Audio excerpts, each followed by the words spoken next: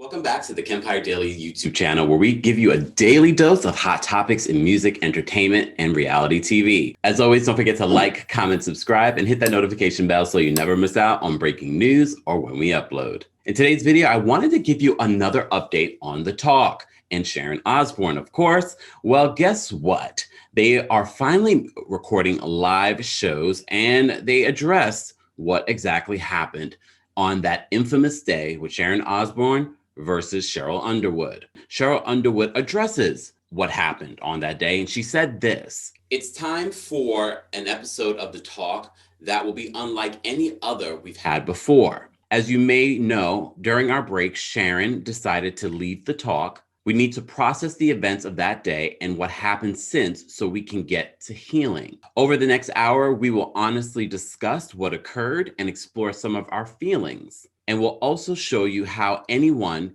can become more comfortable discussing important issues and having difficult conversations. By the end of the hour, we want everyone to feel empowered and ready to move on." She said this: "I thought I was having a conversation with a friend, but also I knew I had to be an example," noting that she didn't want to be perceived as the angry Black woman. "I wanted to remain calm and remain focused. And it's difficult to go back to that day because I just feel the trauma." And if you saw the video of the interaction, the conversation between Sharon Osbourne and Sheryl Underwood, you felt the uncomfortability of that conversation when Sharon was saying, tell me, show me, teach me, and don't you dare cry." If you haven't followed the story, we've done multiple videos on what happened that day and what transpired after that day, including an internal investigation from CBS into what happened that day and other complaints, including complaints from another co-host, Elaine, who also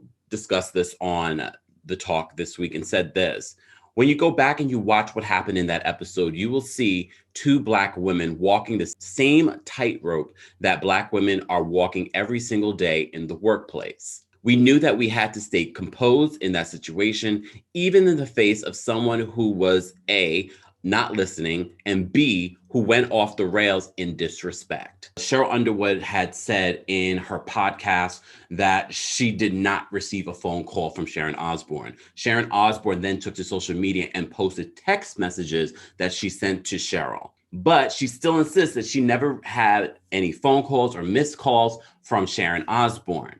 And part of the reason why she didn't respond to Sharon's text message, which I completely understand, we have to remember CBS was conducting an internal investigation. They call it an internal review, whatever you want to call it. They were investigating what's been going on at The Talk, what happened that specific day.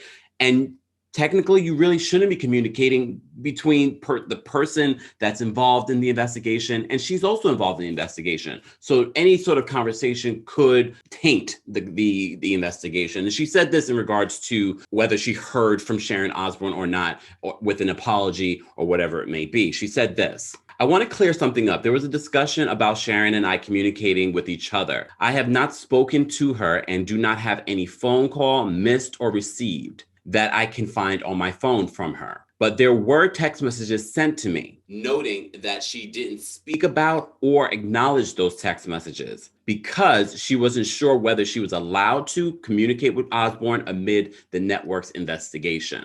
But what will happen after this? Because they did have a friendship for the last 11 years. Look, I don't know about you guys. I don't really have friendships with coworkers. Sometimes that just naturally develops and you allow that. But I always try to keep a professional distance with my coworkers. But she said this in regards to what is the future for their friendship. Sheryl said this: "People have asked me, well, if you see Sharon, what would you do? If she greeted me warmly and sincerely, I would give her back the same because we've been on the show for 10 years. I want people to understand when you're friends with somebody, you stay friends. And what did Maya Angelou say? When people show you who they are, believe them. The first time," added Elaine. Thank you, Elaine.